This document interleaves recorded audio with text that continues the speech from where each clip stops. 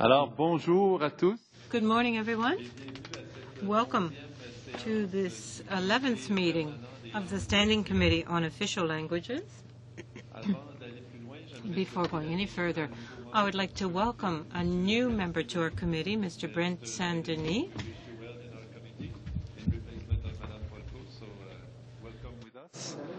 And there is also some juice, cookies and fruit behind the room, because we have a special guest this morning. On est très heureux ce matin d'accueillir le commissaire aux langues officielles. It is our great pleasure to welcome here the Commissioner of Official Languages. He had come in November of last year to present his last report on the Action Plan for Official Languages.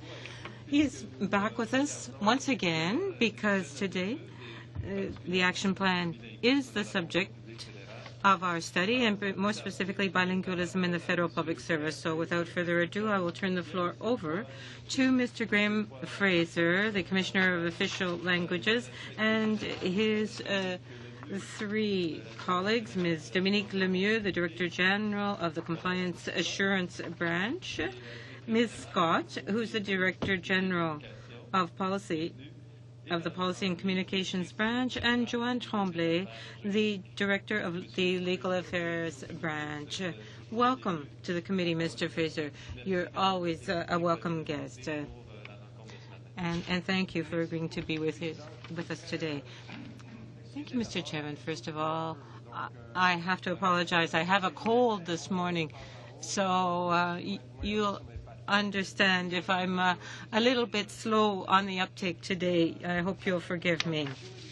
My assessment of the Action Plan for Official Languages, which ends in March 2008. As Commissioner of Official Languages, I will also offer my suggestions for the new phase of the Action Plan.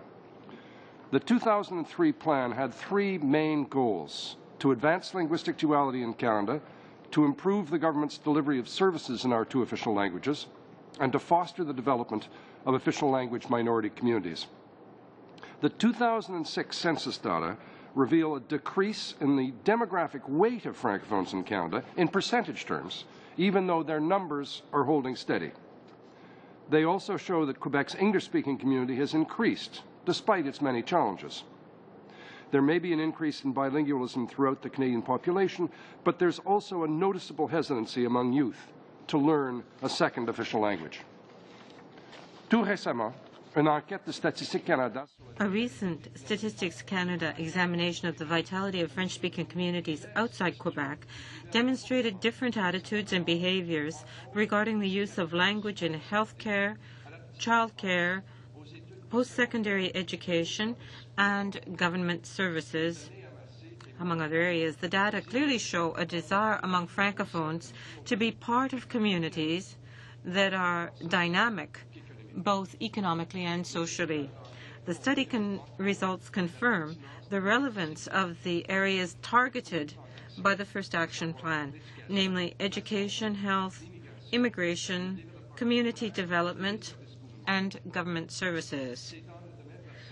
Progress is most obvious in the health sector. The initiatives implemented focused on training health professionals in the language of the minority, as well as recruitment and networking. I know that the exemplary cooperation between Health Canada and community organizations was a determining factor in the success of Action Plan initiatives. There was also considerable progress in immigration. Action Plan investments targeted the recruitment, reception, and retention of French-speaking immigrants.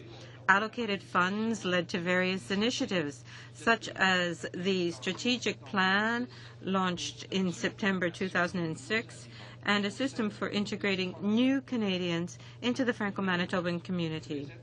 The federal government's work undoubtedly facilitated the review already underway in French-speaking communities on the role of immigration and strategies to foster the integration of new Canadians.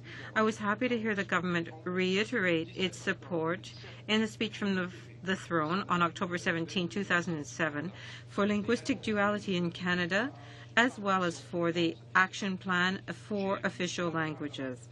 I applauded the appointment of Bernard Lourdes as a special advisor, and I look forward to reading his report following the consultations he has held as requested by the government. Although they differ, I see our two roles as complementary, his as an advisor to the Prime Minister and mine as an officer of Parliament.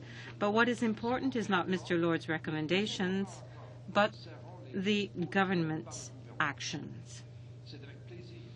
I will be pleased to share with you my assessment of this initiative. The 2003 Action Plan will have demonstrated how a concerted effort among several departments, according to well-defined objectives, can bring positive and concrete results. It also confirmed the government's commitment to linguistic duality. That said, there is room to improve the current plan, particularly in light of an important element identified by the Statistics Canada study. A global and strategic approach involving several key factors is required to foster the vitality of French-speaking communities and to strengthen linguistic duality. I believe the new action plan should focus on 4 elements: the promotion of linguistic duality, official language education, community development, and public service renewal. Population, the new action plan should place much more emphasis on opportunities for Canadians to benefit from linguistic duality, regardless of their country of birth or ethnic origin. Given our evolving demographics, we need to look more closely at the relationship between our official languages and multiculturalism policies as we forge a shared Canadian identity. There are many activities that could accomplish this. For example, we could encourage more youth and teacher exchanges at the secondary and post-secondary levels to foster second language learning and understanding of each other's cultures. We could promote Canada's bilingual image abroad, and we could communicate our linguistic duality to immigrants. The government must maintain its goal of doubling the number of young bilingual Canadians by 2013 and reinforce its efforts with the provinces and territories to do so. To accomplish this, we need to increase awareness among Canadians, particularly parents, about the importance of learning a second language and of asking for stronger French programs in schools. Also, universities need to contribute by training bilingual graduates and providing options for students graduating from immersion programs. Young bilingual graduates need to see that there are real and numerous career opportunities that require their second official language. In addition to these efforts, we need to continue investing in minority community school systems to make education in the minority language more accessible and adapted to their situation. Pour ce qui a trait au développement communautaire, tous les secteurs visés par l'actuel. To continue supporting community development, all aspects of the current action plan must be renewed and new elements added. For example, arts and culture, early childhood development, especially daycare and preschool, and post-secondary education for minority communities. The outcome of the Sommet des communautés francophones et acadiennes held in June 2007 should also be considered. Participants at that summit found that community growth, better infrastructure, French services and activities, and full respect for linguistic rights and true equality were among the areas requiring priority action. Mr. Lourdes has already indicated that he would take the recommendations of the Standing Committee on Official Languages into account. We must continue researching the status of official languages. The resulting observations and recommendations can contribute to the vitality of official language minority communities. In the next action plan, the government should include a component promoting research on community development and the learning of 2 official languages, among other areas. The public service, to ensure it remains competitive and a major contributor to Canadian society and Canada's productivity. Bilingualism must be recognized as a key characteristic of leadership in the public service and a crucial element of renewal. The public service must recruit more bilingual employees and promote itself as an employer of choice for young Canadians across the country. Achieving this goal requires cooperation with the post-secondary sector, and it requires that we provide Canadians with fair and equitable access to quality second language training at all levels of the education system. Any initiative affecting education, as well as other aspects of a renewed action plan, should encourage the provinces to play a greater role in achieving the goals of the action plan and in coordinating and implementing activities through the Conférence ministérielle sur la francophonie canadienne, for example. The health sector is a good example of how much can be accomplished when the provinces are actively involved. At their last annual meeting, Francophone Affairs ministers indicated they would be willing partners in community development. While it's important that the federal government respect provincial jurisdictions, it should also encourage governments to offer key services to the official language minority in their provinces. Provincial governments should become major partners in implementing all aspects of a new action plan. À mon avis, l'élaboration de nouvelles phases in launching a new phase of the action plan and benefiting from the momentum created by the 2003 plan, the government now has a golden opportunity to demonstrate the strength of its commitment to linguistic duality and official languages. I would now be pleased to answer your questions.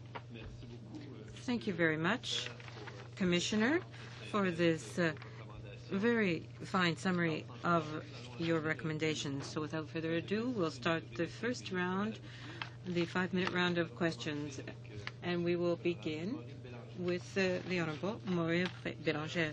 Thank you, Mr. Chair. Commissioner? Unless I'm mistaken? Isn't it 7 minutes on the first round? Sorry, I misspoke. It's dangerous to have a forked tongue, Mr. Chairman, to misspeak. So, please be nice here. Commissioner, I listened carefully to what you had to say. What we're starting to call Phase 1 of the Action Plan for Official Languages, and I largely agree with your findings.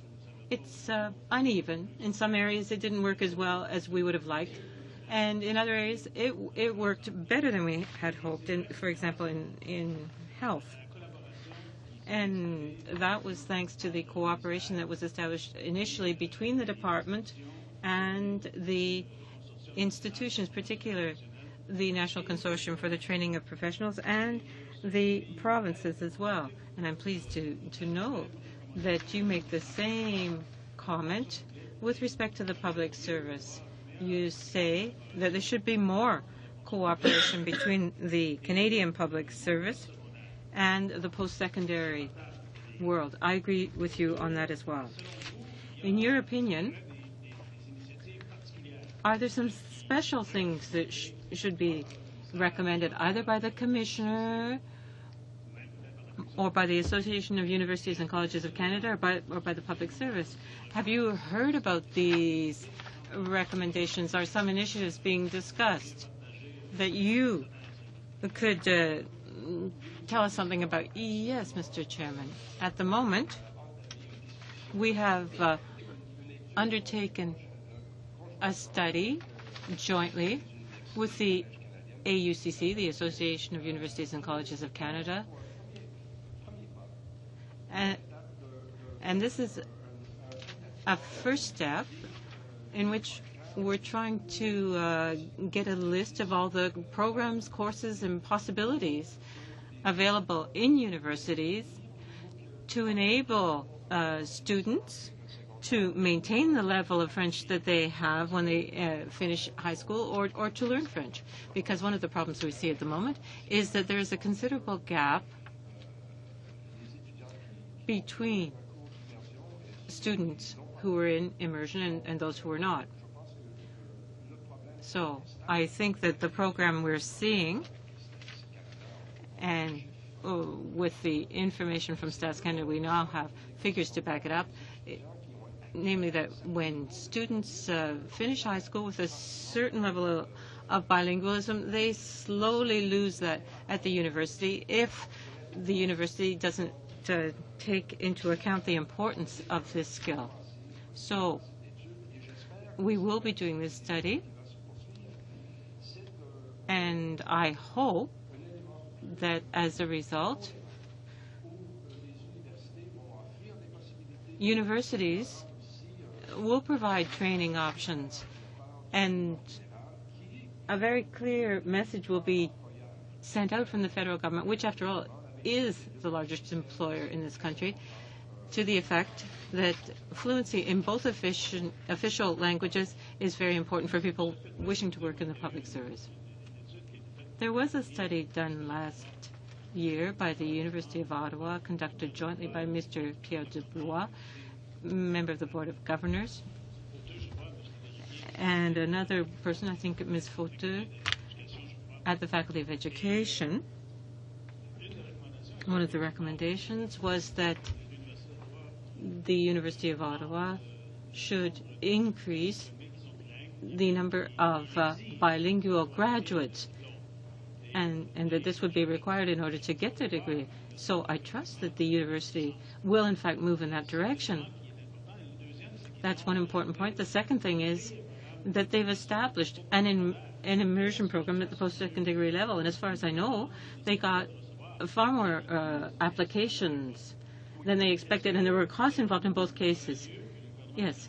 Do you think that the federal government, in its transfer payments to the provinces, or perhaps in direct transfers, could support institutions that would help the federal government ensure that the federal public service can comply with its own legislation? I think that's a very attractive option, and I would like to talk about two initiatives, one at the post-secondary level and one at the secondary level. At the post-secondary level, there's the University of Ottawa, as you said, where there is a direct incentive for students who were in immersion programs in high school to take their courses in French at university. There is also a mentoring program to alleviate the fears of students when they think that they might not understand the subject. So there is a support system offered to students. At the secondary level, at high school, and even at the elementary school level, I would like to emphasize the role that was played by Edmonton Public Schools. They're really ahead of other school boards in this country as far as delivering a high-quality training program goes. And one of the results at the Saint-Jean campus, the Francophone campus at the University of Alberta, there's a large majority of students that are coming out of immersion that are not only have the skills, but they have the confidence to take their training, further training in French. Thanks very much. Now I'm going to change topics, because 7 minutes goes by very quickly, and perhaps I can come back in another round. I would ask you to be much more vigilant and much harsher with respect to the public service and government agencies, in particular the Department of National Defense, because there was an ombudsman that was just promoted. There's a large gap left where he's gone, and there's also a problem in the RCMP. I know that one of my colleagues raised this issue earlier this week. There's a situation that is absolutely intolerable because the Court Challenges program has been abolished. The Association of Françaiscois had to leave this person to his own devices. So I hope that the Commissioner will seriously consider using his resources to take action in this case and in other cases with respect to the federal public service and agencies such as the RCMP and the Department of National Defense. We can come back to Mr. Fraser. We'll now go to our second speaker, Mr. Richard Nadeau. Thanks very much, Mr. Chairman, Mr. Fraser, Mr. Lemieux, and Ms. Scott, and Ms. Tremblay, welcome. Du plan d'action sur les langues officielles, Madame la ministre avait dit, Madame Werner avait dit que, fait une déclaration à un moment donné que au moins ce qui existait serait remis sur les rails. On verra, mais on l'espère, puis on espère des améliorations également. Dans le grand portrait comme tel, Monsieur le commissaire, et on sait qu'on travaille tous vers un bien commun, à savoir de permettre aux gens qui ont, par exemple, le français comme langue maternelle, puissent, à la fin de leur vie, le parler encore et avoir vécu toute leur vie en ayant eux-mêmes, leur famille, leurs descendants, l'opportunité de poursuivre dans cette langue, cette culture. Et même chose pour les gens de langue anglaise, là, etc. On se comprend dans ce sens-là. Ceci dit, au niveau de la fonction publique, je vais à ce sujet-là, au niveau de la fonction publique, il y a des choses qui nous arrivent dans l'exercice, dans les fonds qui ont été mis de l'avant. Puis je vais vous donner un exemple. C'est un article qui est paru dans Le Devoir. There was an article in Le Devoir. In her report, Ms. Fraser referred to the case of someone in the Office of the Information Commissioner who was complying with the standards in terms of bilingualism with respect to the position, but who was nevertheless sent to France to take training in French during the month of July 2006.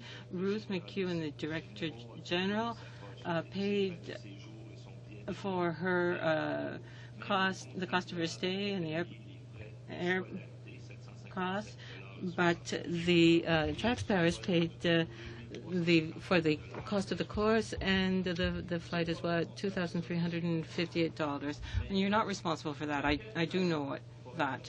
But how could we direct the action plan? I know there are a number of components to it to avoid a recurrence of that situation. And before turning the floor over to you, I have a case involving a Francophone in Aylmer who's at the end of his career, wanted to improve his English, and he said that that was impossible because it was already good enough. So you see some of these strange situations that occur. First of all, I don't want to go into detail about a case that I read in the same appendix as you did, but I'd like to make a general observation, and it's something that really concerns me. I believe that there's a gap that has to be addressed. I'm convinced that there are people in the public service who are able to communicate in the second official language, but who can't pass the test, or who pass the test and can't communicate. And I don't know if this has to do with the working climate, the working environment, if it's because they don't use their second language, or because there's a gap between the nature of the test, and I know that the public service has just changed the kind of test given public servants to establish their linguistic level.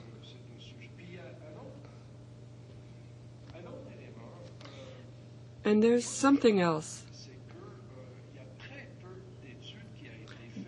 There have been very few studies on the public services management of linguistic duality. How does it really work? What are the best practices? And where are both official languages really respected?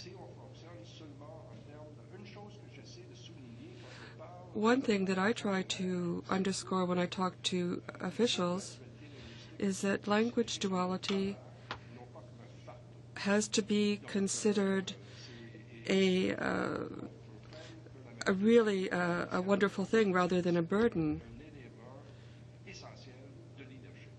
and this has to do with leadership. Well, Commissioner, you said in your report, and you talked about imperative staffing, you said that 892 people scheduled for imperative staffing were not proficient in both official languages. So this is something we really have to look into, and you have stressed it yourself. So my question, what would you say if the Federal Public Service required that people be bilingual before they were hired?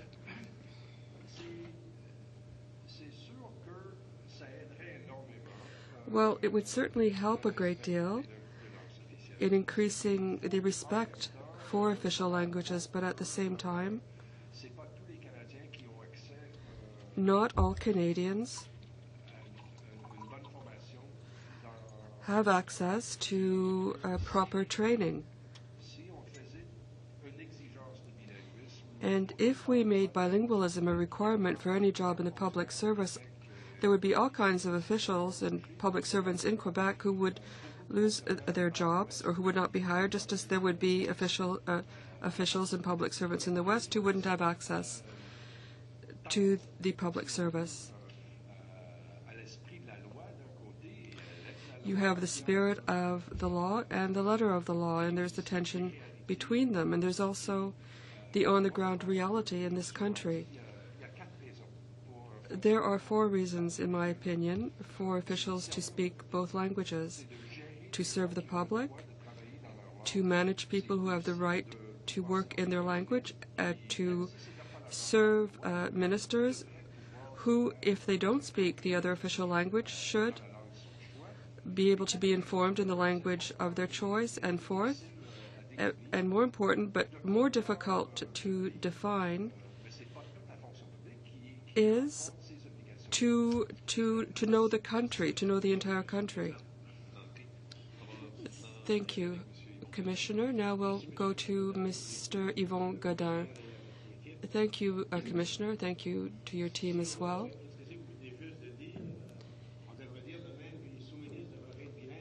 So you're saying that deputy ministers should be bilingual, and you should have to be bilingual to move forward, to be promoted. So you have certain targets such as health. You say there have been positive results in the field of health. And we on the committee went into the field to see what was going on. And I don't know if you got any information on Tuesday's committee, which looked into the action plan, where we talked about training and instruction in the minority language. I don't know if you have a copy here.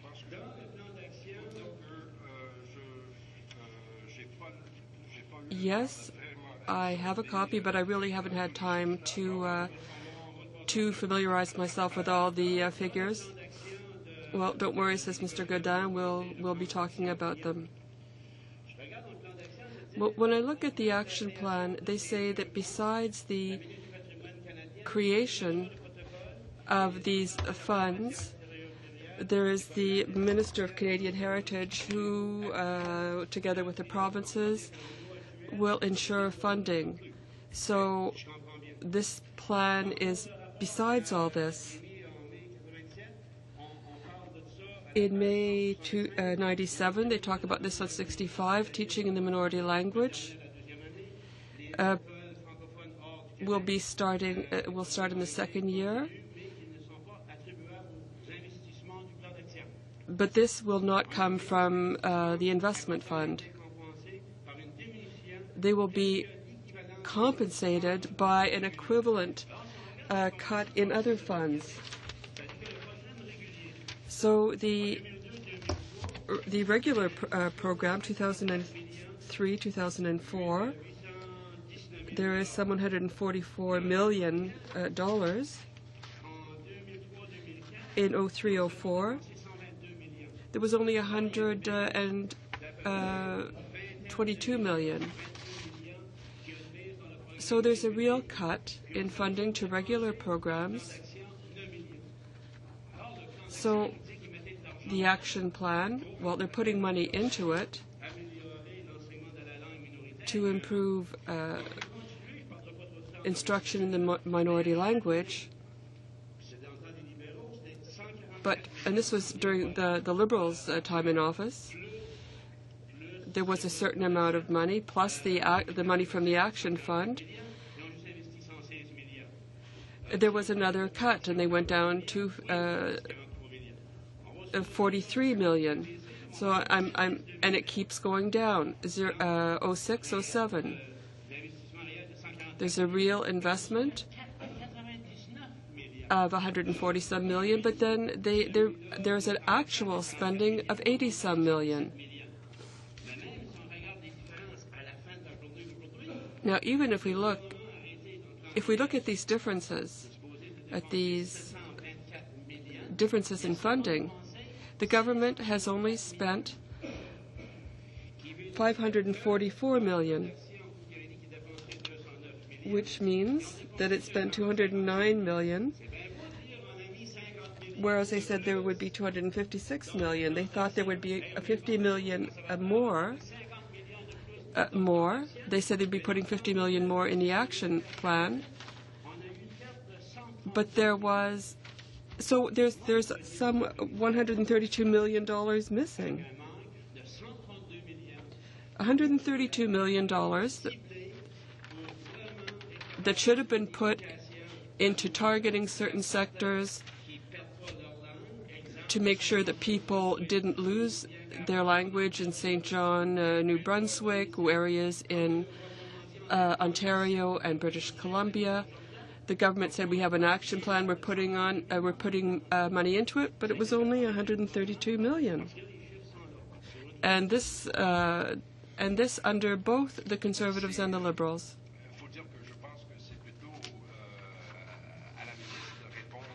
Well, I think it's really up to the minister to speak to information provided by her department. But I can see, as well as you do, that there is a gap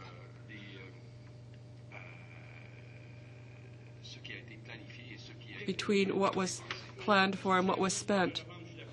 Yes, I agree, the minister should be here to respond. But in the action plan, which was so highly vaunted, there's supposed to be money in the action plan. They talk about improving high school training, grade school, kindergartens. This is where the money was supposed to go.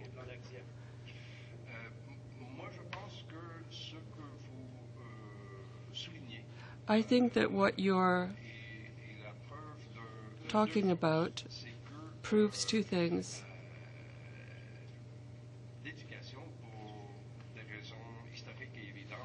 Education for historical and other reasons is provincial jurisdiction. And when the federal government gets involved in a provincial jurisdiction, things are always more complicated.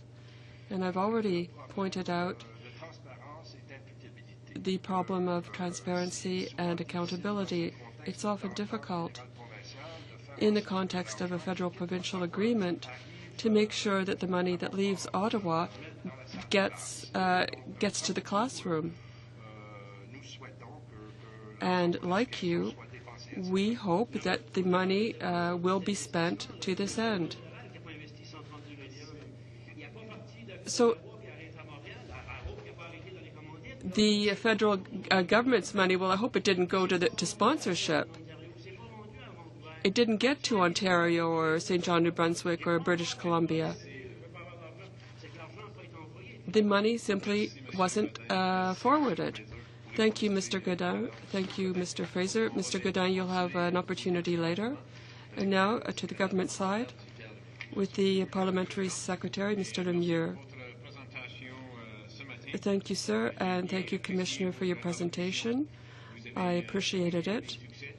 You underscored the successes of the action plan. and also the challenges we're facing. And you have recommendations for the future. It was very well done, so congratulations to you and your team. He definitely is well qualified for the task that he has undertaken, and from everything I've heard, he's been very well received by the people and by the leaders of our official language communities. And I particularly like the comment that you made that you find your roles complementary. I agree. I think that they are. Alors moi, j'aimerais savoir dans vos discussions avec M. Lord. I'd like to know in your talks with Mr. Lord, the feedback that you get from official language minority communities, what kind of feedback is he getting from these communities? I'm really not ready to give you that information. I met with Mr. Lord last week. We had a very constructive conversation. You won't be surprised to learn that I gave him the same message I'm giving you, and that is I talked about the positive and negative issues, and he had noted the same things. When he was appointed, some people were afraid they wouldn't be heard, and at the end of the day, he did manage to meet with people who had gotten in touch with him, who wanted to see him. And something that struck me is that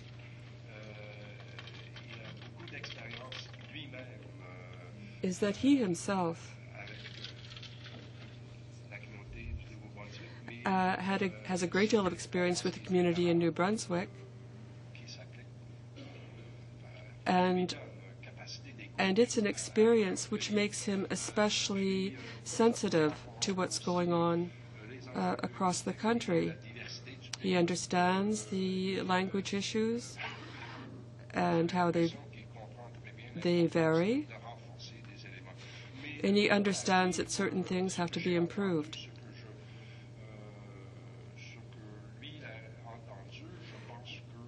But from what I heard and from what he's heard,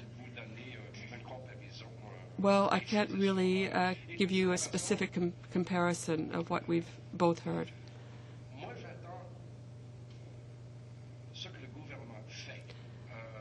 I'm waiting to see what the government does, and I think it's significant that the government has asked someone like Mr. Lord for his advice, but in the end, what counts is that the message get across at the end of this exercise, and that there be action. Yes, it's important that there be action, and the first step, which was in the throne speech, is our commitment to the action plan and to a consultation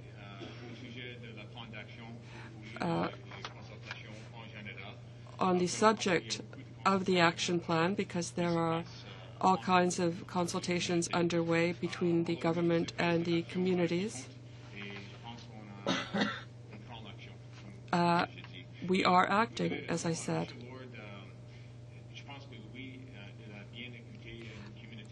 As for Mr. Lord, I think he listened carefully to the communities, and there may be similar issues in different communities, but each community is different. Communities in different provinces are different, and this has to be borne in mind.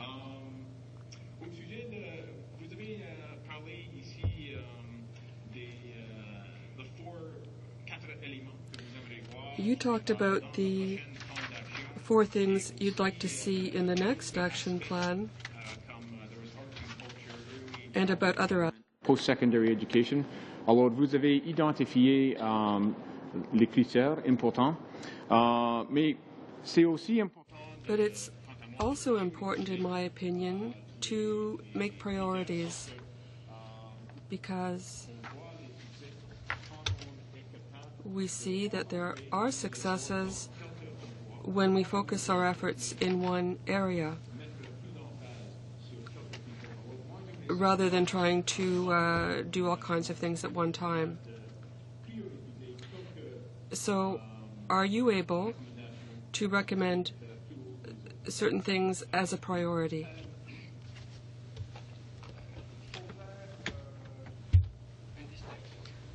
We have to distinguish between a few things.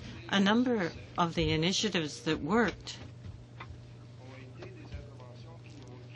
were initiatives that established systems. For example, the 17 healthcare networks. Si je parle de priorisation, je veux aucunement suggérer que Priorities I in no way mean to suggest, well, and there were some fears in the communities that if there were a time lag between the 31st of March and the new plan or the new strategy, that would mean the end of these networks. So I think it's very important that programs that were working continue to work and continue to function. And I was pleased to see that I received a call from Mr. Clement, who suggested that there were agreements that had been signed to ensure that the networks would continue. I think there are 2 points I would like to underscore. One, what was done in Manitoba for immigration. I think that's a best practices model that could be copied and strengthened elsewhere in the country. And what struck me when I went to Manitoba was the degree of cooperation among 4 levels of government, not just 3, because the community was involved with the province, with the municipal institutions, and with the federal government. And so I think that's a very good model. Thank you very much, Mr. Fraser. Please hold that thought for another answer. We'll now move to our second round of questioning, and I'll give the floor to Mr. Rodriguez. Thanks, Mr. Chairman. Mr. Fraser, thank you for being here with the members of your team. You seem to be pleased with the way the action plan has worked. But are there some things you would leave out or you would do differently in the next phase? No, I would not leave things out. But, well, there is one point where there is a problem, one aspect where there is a problem. That is the failure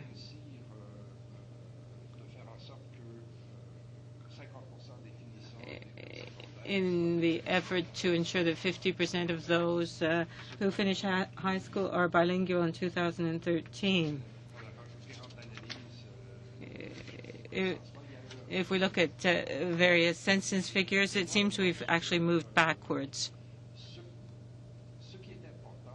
The important thing is to have a strategy to ensure that there is an incentive for high school students to stay in second language courses. This incentive maybe in the workplace or in the post-secondary institutions to really ensure that students understand how important it is. I think just setting a target without having a strategy for meeting it doesn't help much. In broader terms, do you have the impression that there's been an impact since the passage of Bill S3? Do you think that anything is happening on the part of the government in terms of implementing S3, did you feel any fears on the part of the communities? Do they have the impression that not much is happening there?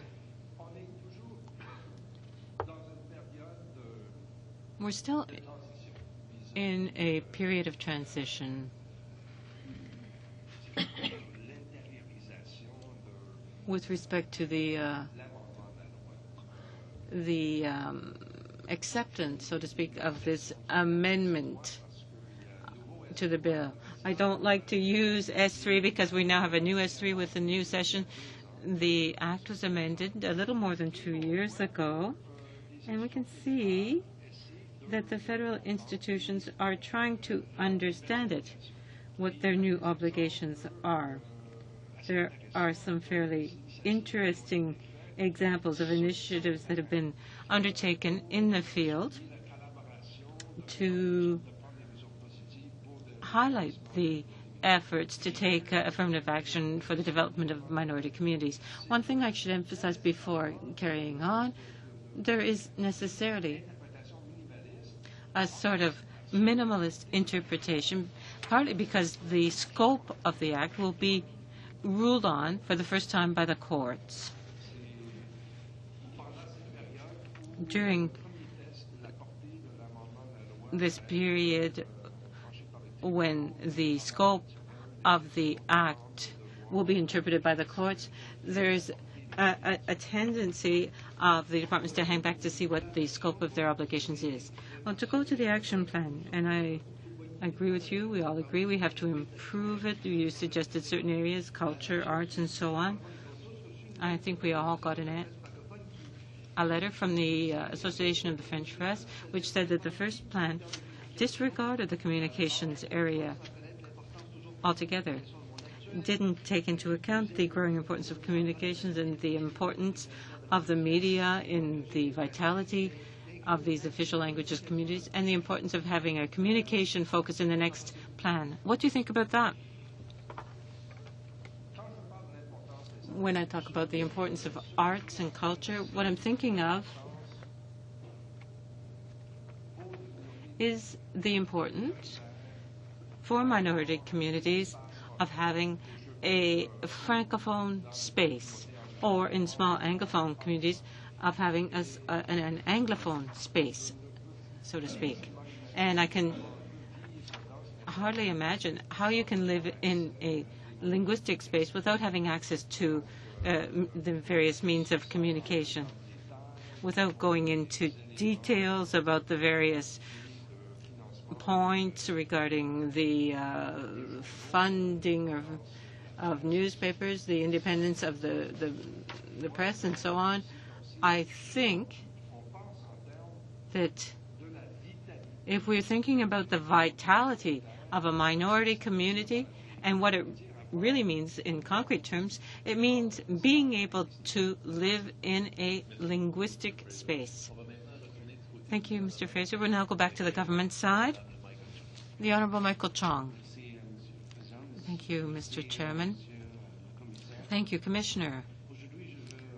Today, I want to ask you some questions. The second language education, because I think that's the most important component in the official languages policy. I think all the other aspects are designed to protect rights. But teaching in the second language, I think, is the most important element. In your report, you talked about, you said that public support for bilingualism remains high in Canada, which is encouraging, but that support for French language instruction has waned in some parts of the country. Last meeting, we had officials here from Canadian Heritage who told us that enrollment for French immersion has slightly increased in the country. So can you explain the apparent contradiction between those 2 points? Maybe explain what actually is the case. We were told at the last meeting that there are approximately 2.4 million students in Canadian schools, and out of that number, there's approximately 300,000 students in French immersion, and the officials told us that that number is slightly increased, and particularly in Ontario in recent years. But yet you say that French language instruction has waned in some parts of the country, so maybe you could explain that. Well, I think if you look at the breakdown of the numbers, and I think that some of those officials went through those numbers. There are some provinces where there has been a slight slippage. What has been, I think, very impressive has been the increase in British Columbia and particularly Alberta, which is being driven by quality. I think there's been, I've been very impressed by what's been done in Edmonton, and I think that the results show that if a planned strategic approach to delivering quality education is adopted, parents and students follow.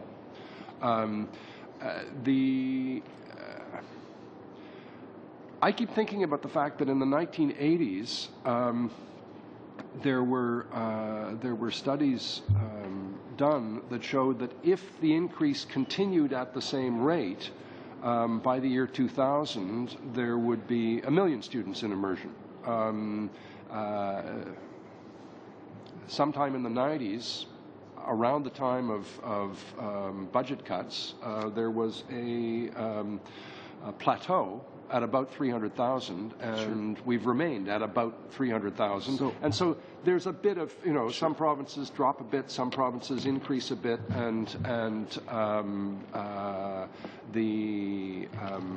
but certainly in terms of the potential that was seen for continuing growth and commitment, it remains fairly flat. In the 2003 action plan, there was a commitment made to increase the number of bilingual students in the 15 to 19 age category from approximately 24 to 50%. Two questions. First of all, what is the definition of bilingual? Is it those students that are just in French immersion, or those students in the normal streams who receive French language instruction?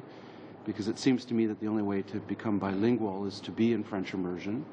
And secondly, where are we on that, on those numbers right now as we are partway through the action plan?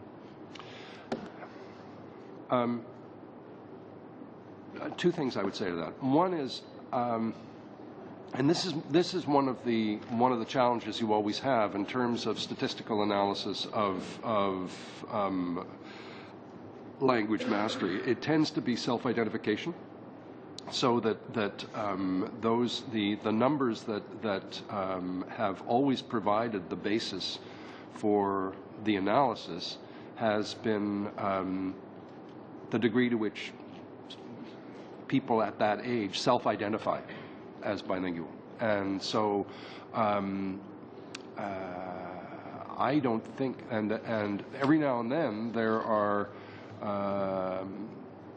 tests that show that people aren't as bilingual as they think they are, or are more bilingual than they say they are. So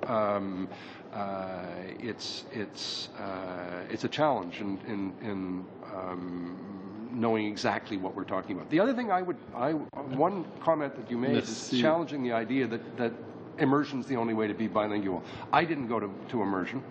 I'm a product of Core French, and as are many of my equally bilingual colleagues. And you were sure a talented student in those courses.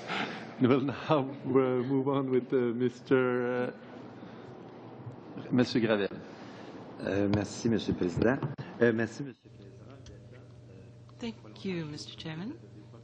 Thank you, Commissioner. It's only the second time I've seen you. Thank you to your colleagues as well. I was surprised to hear earlier when Mr. Lemieux said that Mr. Lord appreciated the work that he appreciated the work done by Mr. Lord. I was wondering why certain people had privileged information that others don't have. I was surprised to hear that. So my first question, you say in your presentation, you said, with respect to community development, all sectors covered by the action plan must not only be renewed, but enriched by new elements. And you refer to arts and culture, the development of early childhood, and the preschool sector. Why is daycare and preschool important, do you think? Studies have shown, and experience has shown as well, that in minority communities, access to preschool education is a determining factor in the choice of a school for children to go to. There is now a gap between the number of children who are entitled to go to the minority school and the actual number of children who go to the minority schools. And in minority communities, particularly francophones outside Quebec, well, the government of Ontario has established a number of early childhood centres in minority communities such as Windsor, and it was found that the level of retention of children of preschool age, the level of retention in the French school system was almost 100%. So children who go to French preschool tend to go to school in French. So these are children who are just about to become proficient in language. If they go to kindergarten or pre-kindergarten in the other language, that is going to be an incentive to go to the majority language schools. So I think it's very important for parents, particularly in the case of exogamous families, to be in a situation where they have access to early childhood centers. You spoke about the Mr. Jean Léger incident. He couldn't get service in his own language. He missed his plane. What do you do in a case like that? Well, there are 2 points on that. I don't want to get into the details of the incident or comment on that, but I think that the question of service to Air Canada customers is extremely important, as are the responsibilities of the International Airport in Halifax. At the moment, we're looking into the situation in Halifax. We're taking a detailed look. We're looking at the responsibilities of the airport. And as regards Air Canada, I had a meeting last week with the president of Air Canada, and we talked about the importance of the rights of Air Canada customers to service in their own language. So, and in addition, we're getting into a more intense conversation with Air Canada as to how the situation can be improved. In part because of the incidents that occurred, Air Canada has been added to the 37 institutions that will receive performance reports. So for the first time, Air Canada will be one of the institutions where we take a detailed look at their operations in terms of service, place of work, for our upcoming annual report. That's very interesting. Thank you, Commissioner. It's now Mr. Godin's turn, please. Thanks, Mr. Chairman. Just more figures now. But Mr. Lemieux was saying it's not just money, but what... Le gouvernement s'est vanté qu'il a mis 50 millions de plus dans le plan d'action, mais il ne s'est pas vanté qu'il a coupé de 50 millions le plan régulier. Alors, ça tombe à zéro, même à 132 millions de manque. Quand on parle des cas qui ont été gagnés en travers des contestations judiciaires ou qu'ils ont gagné à l'île Prince-Édouard d'avoir des écoles, ils ont gagné for schools in Nova Scotia.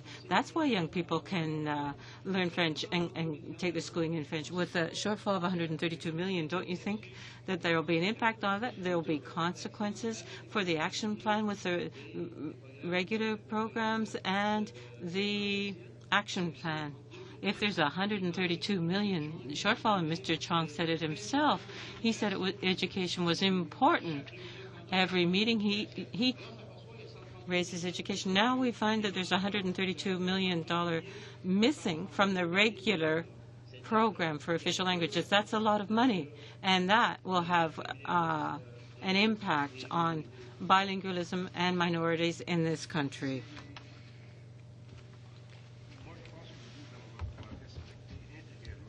I think that the government has to respect its commitments that the government took with respect to the action plan, and that includes improvements to things already done.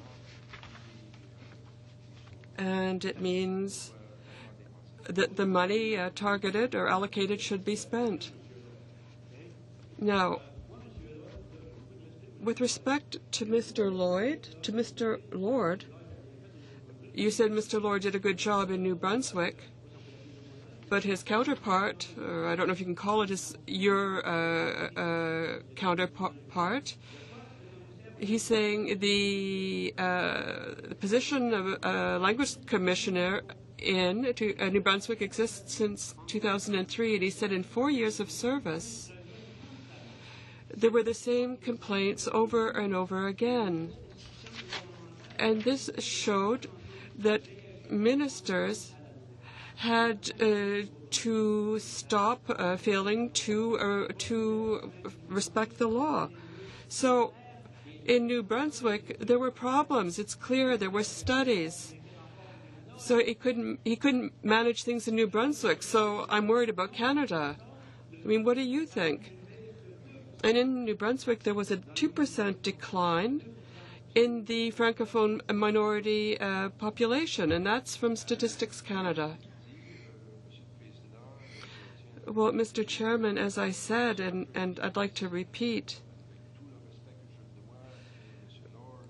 with all due respect to Mr. Lord and to honourable members, I think it's important that we look at what the government is doing. It's all well and good to have a fine report, but what's important is what's done after. Well, look, there's $132 million missing that hasn't been spent. Mr. Commissioner, $132 million missing. Well, yes, these figures are eloquent. And I got the information when you did this week. I haven't been able to make a detailed analysis, but it is extremely important that the government spend the money that was earmarked. And Mr. Chairman, will the Commissioner be studying this $132 million that hasn't been spent? Yes or no? That's all I want, Mr. Chairman. Will the Commissioner be looking into this missing $132 million earmarked for training, education? There is a plan. There is a strategy. And so when you've got a strategy and a plan, there should be results. But $132 missing. So that means there was education and training that wasn't done, literacy training that wasn't carried out. Will the Commissioner investigate this? Mr. Chairman, for us, investigation has a very precise meaning. At the present time, We're talking about figures that were made public the day before yesterday by the department, but that does fall within our responsibility. We will analyze these results. These are figures that have been made public. We will certainly bear them in mind when we make our analysis of the government's performance in this area. So for our third round, we'll begin with the official opposition. I believe you wanted to share your time, sir. Mr. Damour. Thank you, Mr. Chairman. Thank you, Commissioner. And thank you to the Commissioner's team. Commissioner, you said you talked to the President of Air Canada concerning the situation on lack of service in French in Halifax. The company can say whatever it likes in terms of its goodwill in wanting to make progress, but you have said on several occasions that what counts are concrete actions. And I don't know if I've already said this, but it may seem minor, what I'm saying, but this is such an insult for Francophone minority communities. I was on a plane recently, over the past few weeks, and this isn't the first time I've seen this. There was a sign over the door to enter the cockpit, and it was in French. What it said was, "Don't smoke the toilet." That was the exact translation. I would have liked to have had my camera because I would have taken a photograph, but I might have been arrested. What it said in French was, "Don't smoke the toilet," rather than "don't smoke in the toilet." So if this is a company that says it's trying to improve things, well, at a certain point in time, they should make sure that when there's a translation, it be done properly. Yeah, because I really don't feel like smoking the toilet. And I know what they mean, but they're supposed to offer bilingual services. I don't know if anyone from Air Canada is listening today, but you may have an opportunity to speak to the President again, and you could let him know that is this kind of action that would lead to less frustration on the part of French speakers. On page 2, where you make your introductory remarks, you say that you were happy to hear that the government said in its throne speech that it would be supporting Canada's language duality. But what's important is action. The Conservative government says a lot of things, but then we see what really happens. It's just backfired on them recently. You say people can't say one thing and do the other. They can't say they're supporting language duality and then say that the Department of Defense has fewer obligations in terms of language duality. So don't remove requirements to be bilingual. What they're saying is you no longer have to be bilingual to have a certain position. So language duality is on the wane. And I'd like to hear what you have to say about this.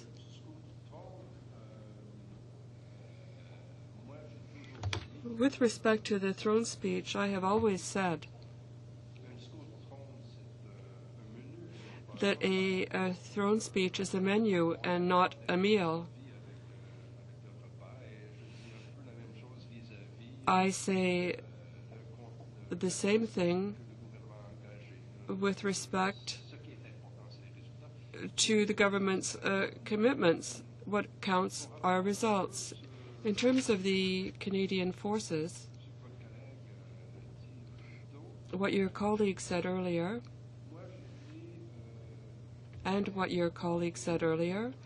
I was very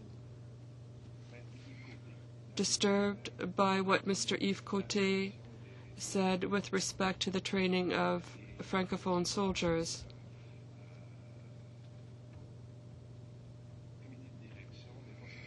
And I talked to the steering committee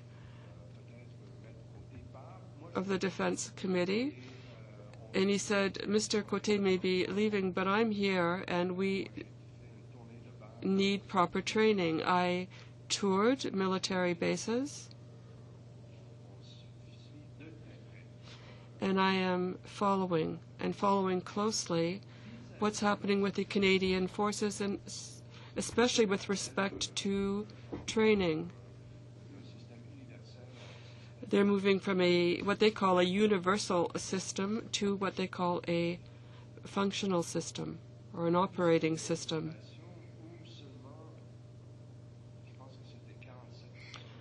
I believe it was 44 to 47% of positions were deemed bilingual, were the positions that had to be filled by fully bilingual people.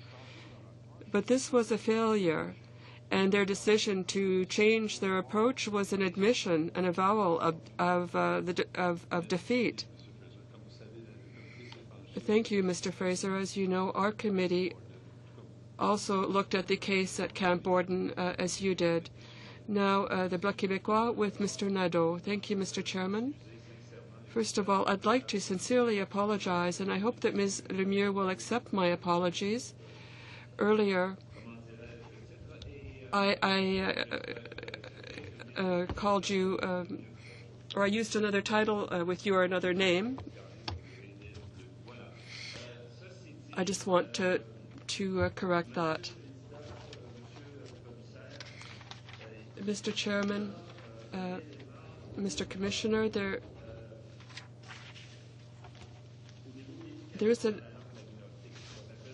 you talk about minority languages. In the action plan, you want to increase registrations in children studying both languages. When I taught in Saskatchewan at the end of the 70s, the level was 10% of students. There was a lot of work, and there were all kinds of problems. And I'm going to be very frank. There was Canadian Parents for French who met with us who said, it's great to have students in immersion programs, but children who speak French as a first language should be in our school. They can be models for our own children, and that was a problem with respect to recruitment. And then there were problems with school boards who wanted people, because they were worth so many thousands of dollars in terms of their budget. And so the Ministry of Education didn't want to promote our schools that the French-speaking Saskatchewan community wanted.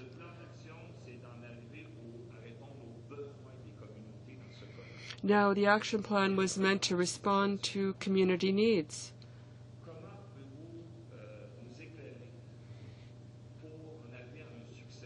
Can you enlighten us a little?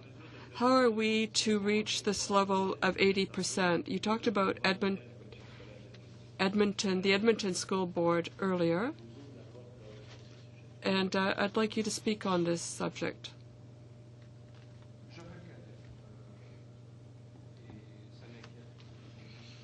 I acknowledge, and it's a great concern to me, that the level of registration is so low. It seems to me that there's a registration rate of 50%. And it's all the more disturbing because these rights are only there for one generation. These are rights that can be lost.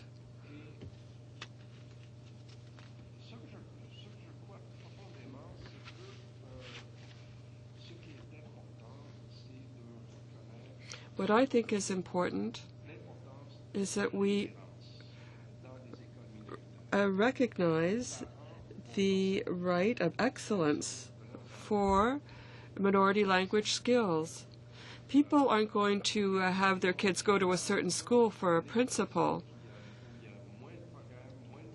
If it's a school where there is fewer sports activities, less equipment, if you've got a kid who wants to play football and a French language school that doesn't offer football and an English language school that does, well, then, it's going to be hard for him to choose the French language school. And I'd like to say what I've said to French language school groups. They have to be excellent. They have no choice. And it is also up to ministries of education to realize that it's more expensive. In Ontario, they did the arithmetic and they saw that it is important to have students, that it is advantageous to have students in a French language school. Thank you, Mr. Commissioner. And now, the Conservative Party, Mr. Lemieux. Thank you, Mr. Chairman. I'd like to start by rectifying certain facts, certainly those given by Mr. Godin. He was speaking very loudly, and it was hard to follow his argument. With respect to the action plan, I'd like to say that the Liberal government announced the plan with $751 million, and in March 2008, we will have spent $810 million. So we've taken a plan, and as a government, we've increased spending. And there have been other initiatives quite apart from this increase. There were the $30 million we announced specifically for minority language communities. There was a $1 million agreement, a $100 million agreement between Ottawa and the government and the provincial governments to promote official languages, and another $30 million to Heritage Canada for festivals, for Francophone festivals, and for official language festivals. And I'd like to say to Mr. Godin, when you talk, you should speak precisely, and I just wanted to correct what Mr. Godin said. With respect to education, I've met on many occasions with people interested in education, especially immersion programs for Anglophones who want to learn French and French speakers to learn and improve their English. There's grade school and high school language training. And we've talked about a $1 billion agreement with the provinces and territories, but there are also post-secondary education. And it is extremely important. What happens after grade 12? What happens to them in terms of their mother tongue? I was in Timmins recently to announce funds for the Boreal College, the Northern College, or for rather Collège Boréal in Timmins. And I'd like to hear what you have to say about the network that exists for post-secondary studies in Canada. You're talking about minority official language post-secondary studies.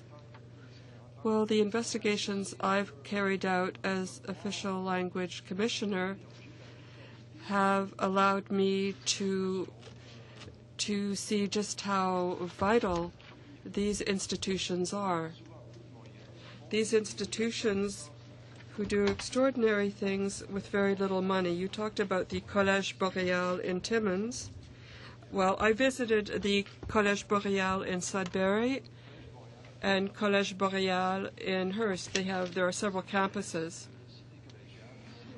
There's a Cité Collégiale here in Ottawa. And countrywide,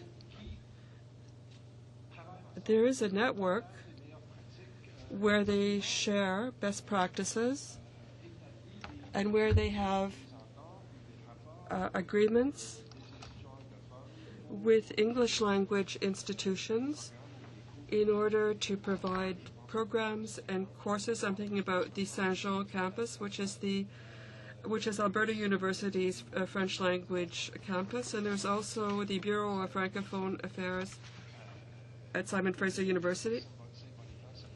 And there's the University of St. Boniface in Winnipeg. There's this whole network of post-secondary programs in Ontario, Francophone colleges, and of course the University of Ottawa and Laurentian University as well. There are English language universities in Quebec, which are generally in a slightly different situation. And in the Maritimes, there's Saint Anne University. So they're all doing some very interesting work. Thank you very much, Mr. Lemieux. Unfortunately, your time is up. Mr. Godin, 5 minutes, Mr. Godin. Thanks, Mr. Chairman. I'll try to speak a little less loudly. It seems to disturb him. It might be hard on his ears. A few figures by Mr. Lemieux. Even if I were to accept them, he says that the government spent some $810 million. $810 million? I believe that was the figure he mentioned. But what was planned was $933 million. Even if we accept them, there's a shortfall of $123 million. And I would be more inclined to rely on the Library of Parliament's figures. Now he's talking about the festivals, how many were cut back before that they got their funding. Last year they didn't have any festivals and we had to fight for the funding in the House of Commons, so we shouldn't be bragging too much here. So we're talking about minority language instruction. That's where there have been cutbacks. That's where the figure of $933 million had been provided for because that was in the action plan, plus the regular problem. So there's the action plan plus the regular plan, total of $933 million, and the government spent $801 million. Festivals are another matter. We're talking about education for kids at school. You were clear, Mr. Fraser. You said that the institutions, you spoke earlier about the Collège Boréal. I was in Sudbury. I met with the people in charge of the college. And I think Mr. Lemieux was there. I believe he was there when the committee went to Sudbury, and we saw how much good it did for the community. And the Collège Boréal made a huge contribution in Timmins and Hearst and in Northern Ontario generally. So by having institutions, we achieve certain things. So perhaps Francophones wonder, while sending a young person to school, maybe they can't get access to the sports that they want to play, or the libraries, or the labs. So if in the action plan in terms of health there was a success because there was money put into it. In education, maybe there's a shortage of money, $132 million. I'd like to hear what you have to say about that. We're going to be looking very carefully at the figures that were made public this week. That will be part of our analysis of the government's performance. And I will take into account the members' concerns in his analysis of the figures. But I would hesitate to do that, to do a spontaneous analysis of the figures that have really just come out quite recently. But as we say in English, the devil is in the details. So we're going to be looking at these devils closely to see what the meaning of it all is. 1 minute. In the public service, we're going to be meeting with officials from the public service, the people who work in the public service. But has there been any study about the lack of training for public servants? There was a lot of emphasis on providing training in the public service, but it seems that now we're hearing that at a certain age, there's a reluctance to send people off for language training. Have there been any studies done by the Office of the Commissioner on that? No, we didn't study that. I am concerned about this issue. As I said earlier this morning, intuitively, I would think that there is a gap between the ability to communicate and the ability to pass tests. When we talk about universities and we're telling them, look, the labor force and so on is for doctors and lawyers, but there's also the public service. There should be an opportunity to learn the other language. These institutions have to understand that language is part of the job. That is a message that I'm giving to universities directly. And I think it's all the more important now because at this time the public service is hiring to renew itself. So it's a very important time to be sending out this message. I do so at every opportunity. I make sure to meet with university officials whenever I travel across the country. I've met with a committee of deputy ministers that is looking into the renewal of the public service at this time. Fourth and last round of questions. This gives the opportunity, namely, to members who have not yet spoken to participate in the exchange. So I will now proceed with Mr. Saint-Denis and also advise you, I would like to indicate me whether if you are willing to share your time, just to indicate it to me before speaking. Thank you. Oui, Monsieur Saint-Denis. Oui, merci. Oui, je vais partager mon... I will be sharing my time with Mr. Bélanger. Thank you for welcoming to the committee, Mr. Chairman. I represent a large riding in northern Ontario, including Corridor 11, places like Hearst and other communities, which is a very warm and creative community. I have an issue similar to that raised by my friend Yvon. We faced a situation in Northern Ontario where communities of interest when it comes to French minority language speakers became an important problem. And I know Mr. Gaudin faced that in New Brunswick. And the process of the redistribution did not really permit very effectively for the Francophone leaders an opportunity to make sure that their communities were protected. I'm just wondering, I know this committee has engaged itself in that issue of the boundaries of ridings vis-a-vis Francophone communities. I know I believe your predecessor as well engaged itself in that. So I'm just wondering a quick comment so that my friend Muriel has time as well on what measures you might see, Mr. Fraser, and thank you for being here, by the way, with your team, what measures more proactively possibly can be taken in the future to prevent we won't find a perfect solution because there will be always winners and losers, sadly, but are there better ways to approach the next redistribution, which will arrive on our doorsteps in the next few years? You raise a very interesting question. The the member raises a very interesting question, Mr. Chairman, and we've done some work on it in the past, and it'll be a subject we will continue to, as the next distribution approaches, that we will be looking at very carefully. But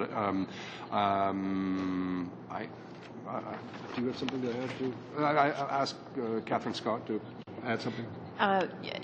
You probably know that our office did publish a study and looked at the whole redistribution process, and we did set out a series of recommendations for the Chief Electoral Officer and how the process should be undertaken in the next round, and we will be doing a follow-up on those recommendations to see how they've been taken into consideration. Merci, Monsieur le Président. Merci, mon collègue, pour le temps. Monsieur le Commissaire. I would like to thank my colleague for sharing his time. Two suggestions, if I might, Commissioner, if you want to note them. It's an important point for official language communities. The first about early childhood and daycare. You remember that the Conservative government, even before swearing in its cabinet,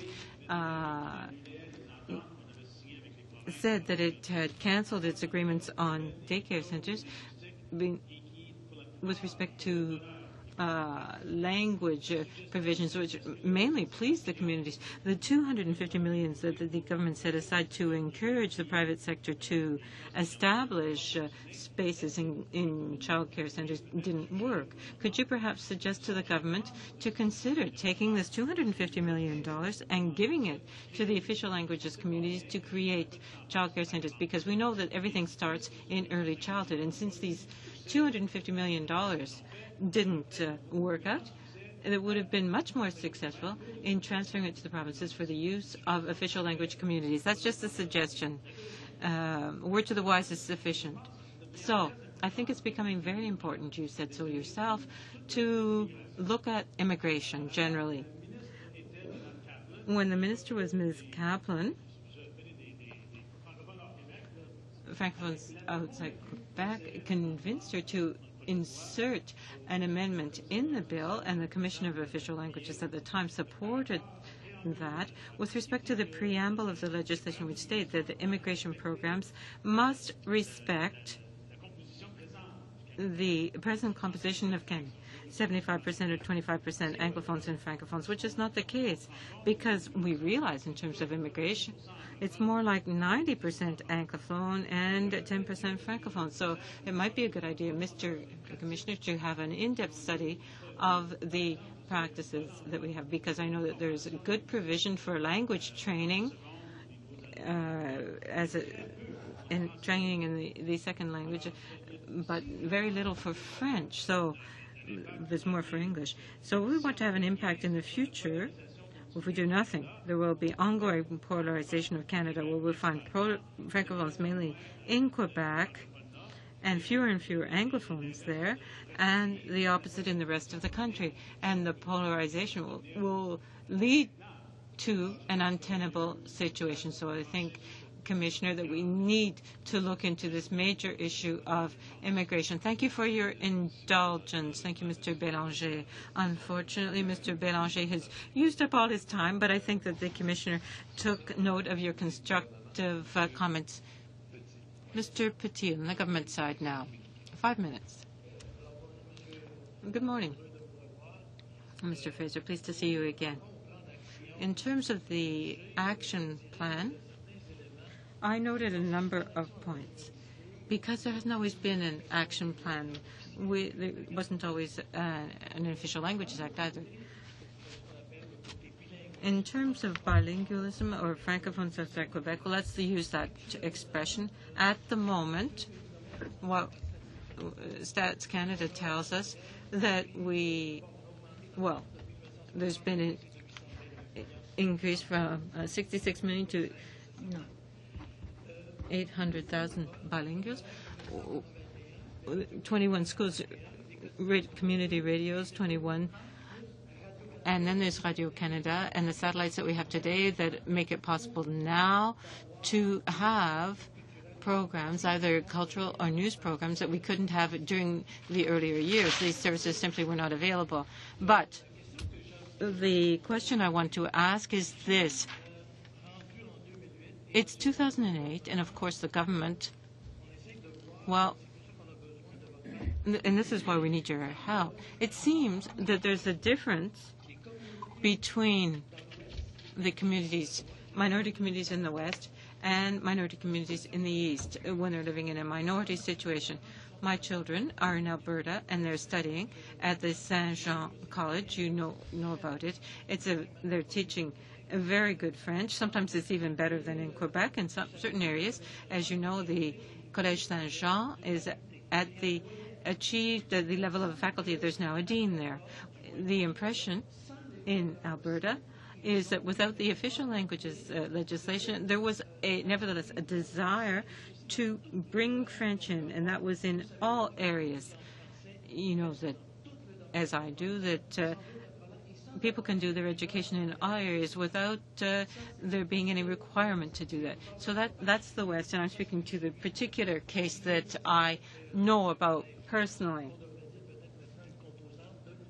This has now become a component of the University of Alberta in Edmonton. Now, in the East, I don't sense that there is this desire to do this. Perhaps they're dragging their feet to the provinces. So since you have visited a number of groups, I would like to hear what you think about that, because you have been in your position for some time already. What are the features of the communities in the West compared to the East, and Anglophones compared to Francophones, and how can the government, so I'm asking you to give us advice, how can we change practices in order to meet the needs? Because we have the impression that there are places where there has to be a gun to the head in order to get some action, whereas elsewhere things are working out. I don't want to get into the internal struggles, the power struggles. What I'm trying to see is how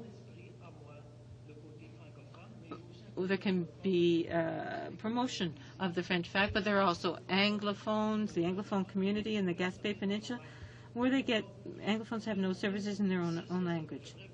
And so there is a sort of dissociation. And I'd like you to speak to this issue if you could. I think there are two things that should be said in response to the member's question. First, what struck me, well, you talk about the situation in Edmonton. What struck me there was that we went in with an in-depth analysis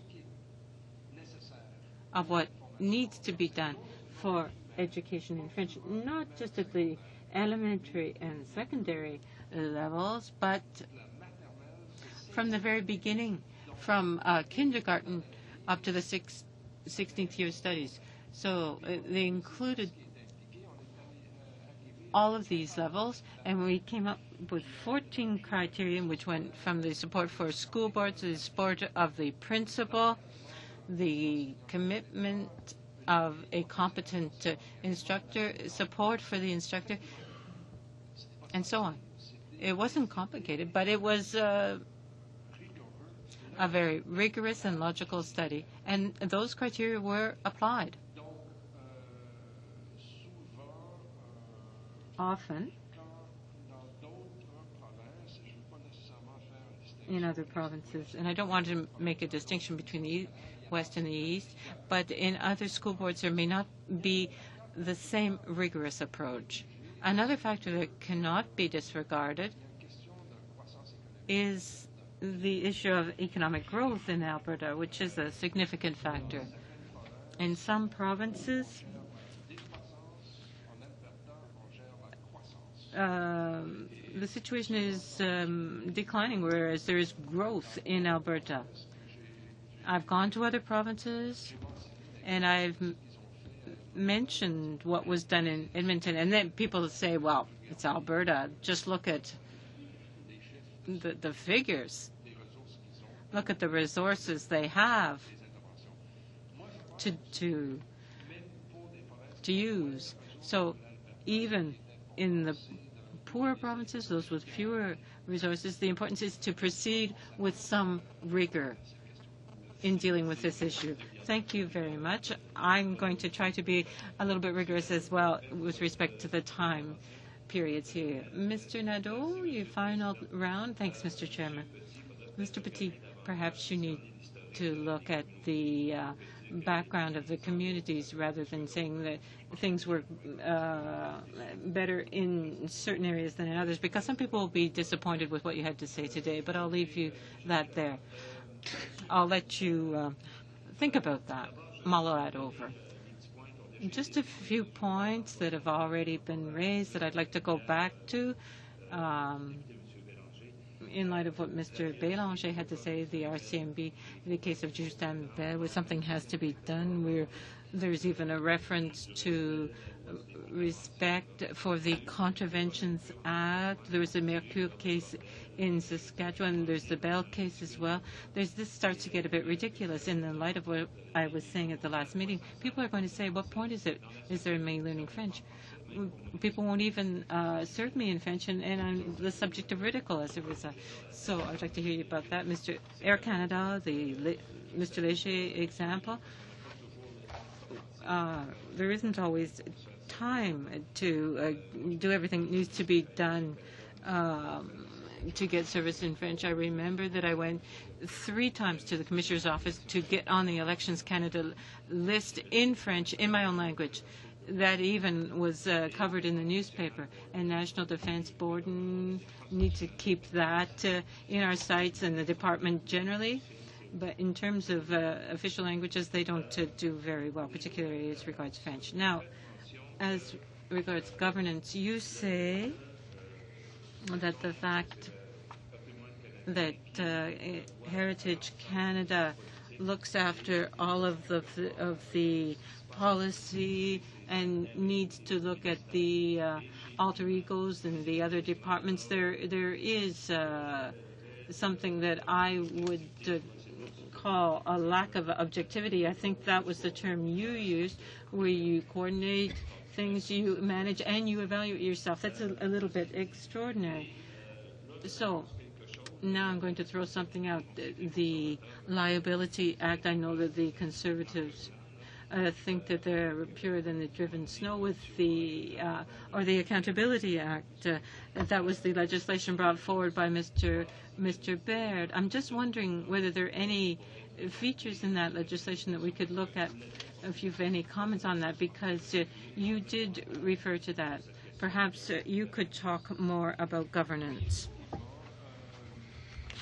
Yes, and I raised that issue in the last yearly report, and I expressed the same fears that there might be a conflict of interest, and also the danger of a directive coming from a directive coming from an office next door. There might be less interference than from an office upstairs. That the Privy Council might be less interfering than somebody on from a horizontal level. There was a study by Donald Savoy, a professor, on the subject of governance.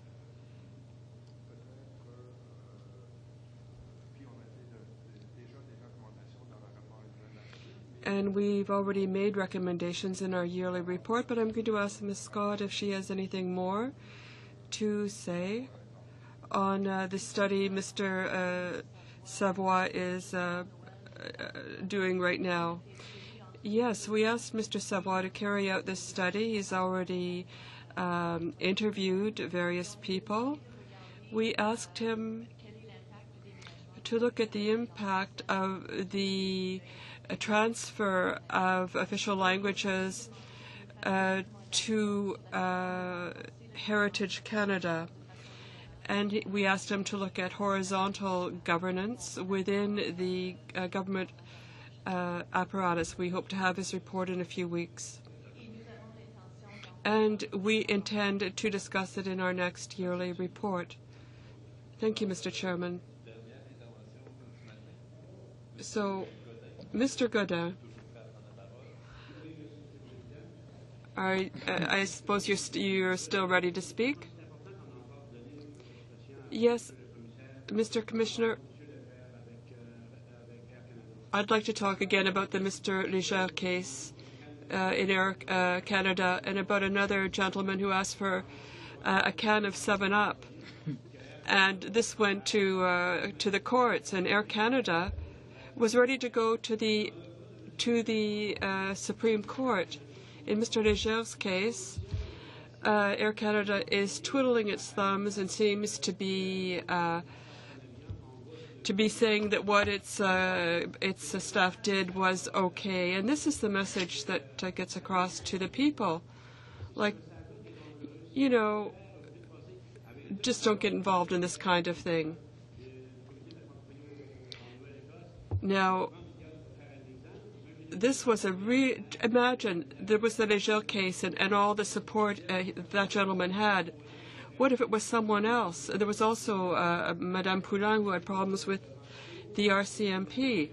She went to court and finally, and imagine, she had to fight with the RCMP in a bilingual province. She had to fight for bilingual services. We have a bilingual country. She was in a bilingual province. And Mr. Lord, by the way, when the problem happened in New Brunswick, he was the premier. But it's Air Canada's attitude. They can't simply blame their employees because it's supervisors who decide on who's going to be working. Air Canada should have rubbed its supervisors' knuckles. I hope that Air Canada, I hope they're listening, and I hope that they will apologize to Mr. Léger and to all of Canada for the way they've treated a francophone. When I get to, I don't go through Moncton Airport. But if I do, I should be served in French. You know, like.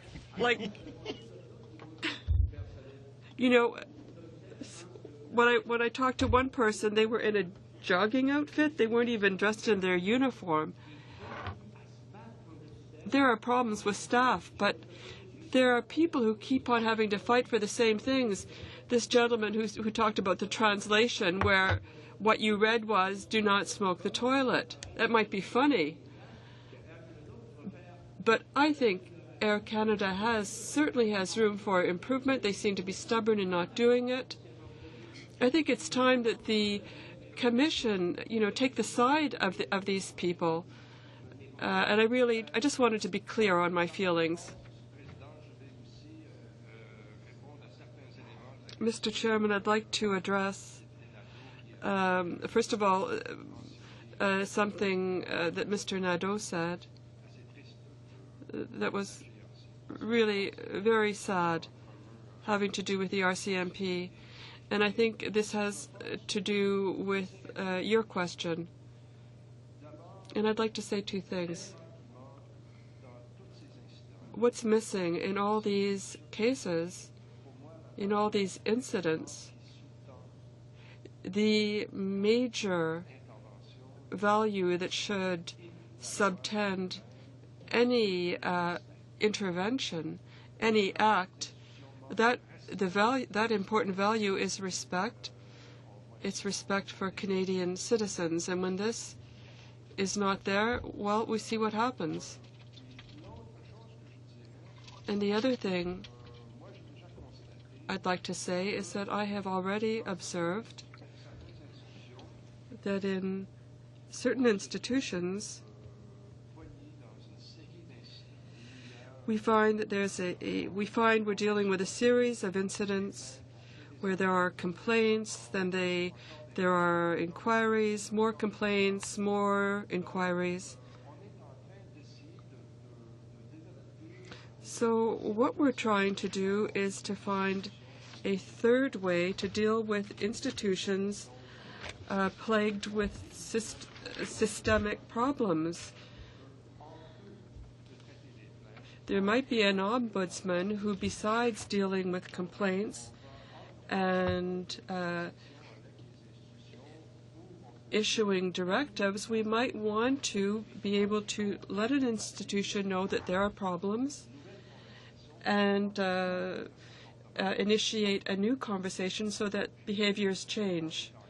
And we're now talking about this with Air Canada. We've had discussions with the Canadian Forces, and I met with the new RCMP commissioner, and we're very aware of the incidents which have been raised by members. These are very important issues, and it's something that will be followed up in the yearly report. Commissioner, this is a very constructive way of ending our dialogue today.